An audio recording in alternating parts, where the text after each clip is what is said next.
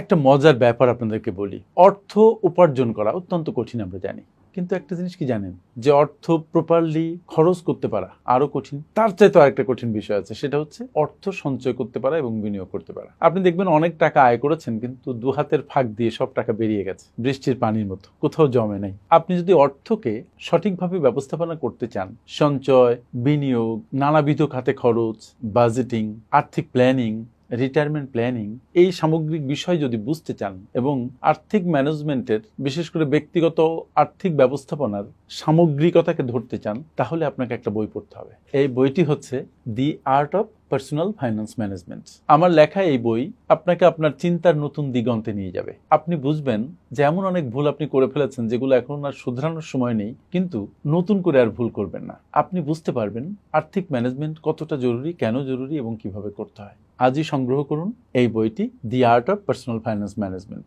আপনার আর্থিক জীবন, পারিবারিক জীবন, আপনার সামাজিক জীবন পরিবর্তিত হয়ে যাবে। Thank you very much. আসসালামু আলাইকুম।